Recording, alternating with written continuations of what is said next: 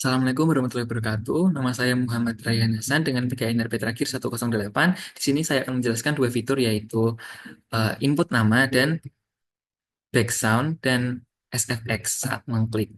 Nah, yang pertama yaitu saya akan menjelaskan input nama. Jadi di sini pertama kita declare dulu variabel player name. Lalu setelahnya eh, game akan mensystem out, println, memprint out nama pemain titik dua di sini untuk meminta user untuk memasukkan apa string untuk diinput ke player name. Lalu setelah itu di sini juga ada jika player name-nya tidak diisi atau kosong, player name akan diganti dengan player secara otomatis. Nah, lalu setelah diinput, sistem akan memprint out welcome nama kita tadi yang sudah kita input. Lalu berikutnya ada fitur background atau background music. Ada di kelas main juga, yaitu ini saat main dijalankan, kelas Sound Manager akan memplay sound effect Retro City 14099 WAV ini dari file SRC. Lalu untuk SFX saat ngeklik, yaitu ada dua, yaitu saat benar dan saat salah. Jadi di sini Sound Manager akan memplay Mixkit correct answer ini saat jawabannya benar dan akan memplay wrong answer SFX ini saat jawabannya salah.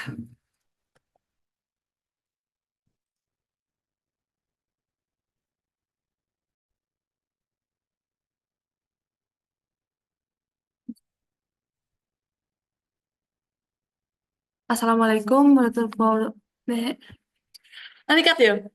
Assalamualaikum warahmatullahi wabarakatuh. Nama saya Misi Tiffany Novencia Sinaga dengan tiga PTRA 014. Kali ini saya akan menjelaskan fitur dari timer. Yang pertama yang harus kita lakukan adalah ke kelas dokumen. Di sini tuh ada private label timer label, private timer game timer, private in elapsed time. Nah, di mana eh, private label timer label ini adalah untuk menampilkan waktu yang sedang berjalan. Lalu di private integer elapsed time itu mencatat waktu yang sudah berlalu selama permainan dalam satuan detik. Dan untuk private timer gamer itu sendiri merupakan timer bawaan Java untuk menjadwalkan tugas yang akan dilakukan secara berkala. Nah, ini untuk menginisialisasikan timer tersebut di timer label ini.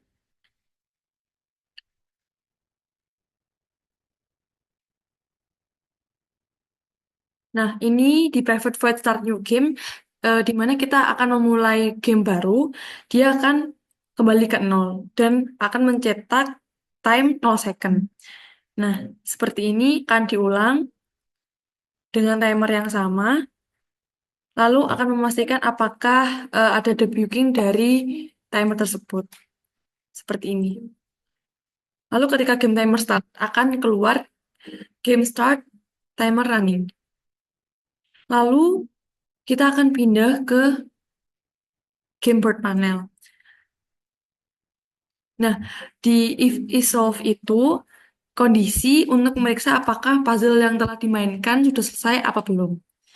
Dan juga di sini juga ada G option pane show message dialog 0, di mana ini merupakan perintah untuk menampilkan kotak dialog atau yang kita bisa tahu pop up kepada pemain yang sedang bermain dengan menggunakan swing library GUI bawaan Java.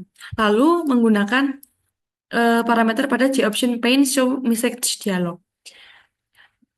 Lalu akan muncul pesan congratulations game main get player name you solve the puzzle. Ini bisa di custom sesuai dengan keinginan kita.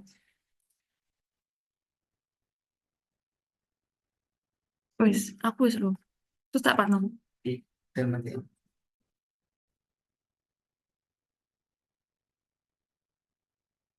Oke.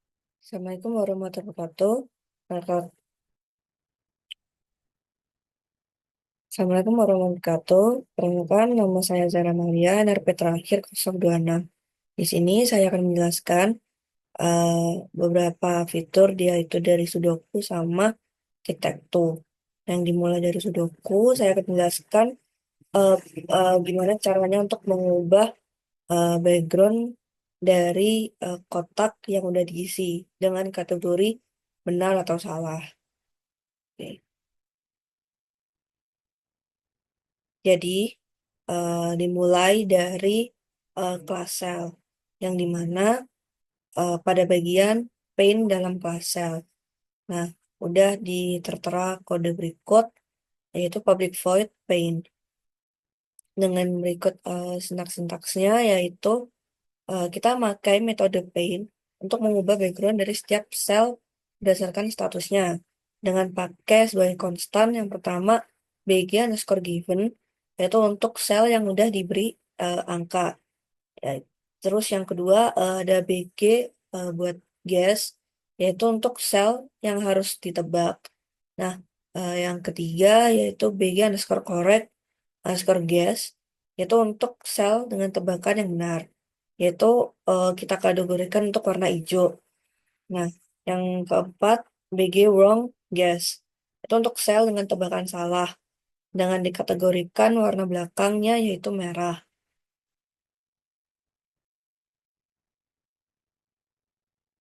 Lanjut, next. Kita ke gameboard panel.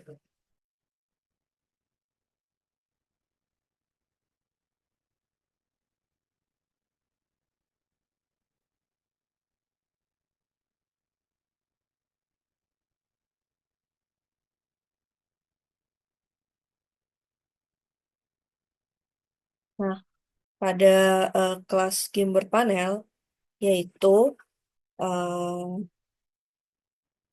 pada bagian ini itu cuman menginisialisasi sel dengan warna belakang yang agak beda.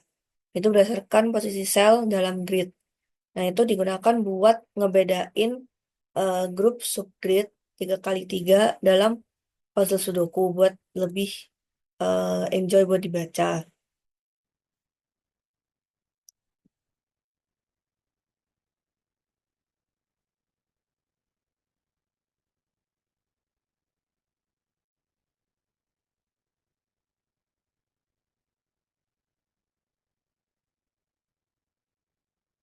Nah, terus yang terakhir yaitu timer buat reset warna untuk yang eh, salah jika terjadi kesalahan. Nah, pada gameboard panel kita kalau misalnya pengguna salah buat masukin angka, itu latar belakang akan berubah menjadi warna merah sesuai dengan feedback yang akan diterima oleh pengguna. Dan kemudian di reset kembali setelah 500 detik. Kemudian, nah, oke. Berikut adalah kode-kodenya, sintaksnya, yaitu untuk mengubah warna latar belakang. Nah, eh, jika misalnya mau dimodifikasi, tinggal pada class cell, misalnya BG warning atau BG highlight. Dan untuk mengubah kondisi logika dalam paint untuk menggunakan warna baru tersebut sesuai dengan pemahaman logika dari pemain. Oke, sekian mungkin penjelasan saya mengenai fitur arsitektur. Terima kasih.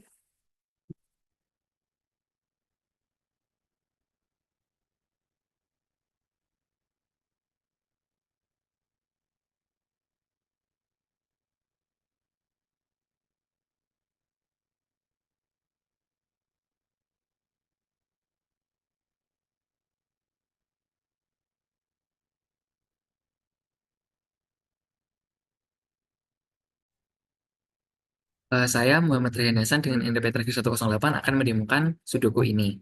Dari klasemen kita play, lalu kita akan diminta untuk input player name. Pertama kita coba nama saja Rian.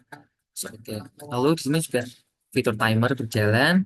Lalu ada fitur new game untuk mereset random bar yang kosong. Dan misalnya jika kita jawab salah, dia akan warna merah dan ada sound efeknya. Lalu jika kita jawab benar, sound efeknya akan seperti ini. Kita jawab benar lagi, kita akan mendapatkan congratulations di sistem. Lalu kita bisa new game jika ini bermain lagi. Sekian, terima kasih.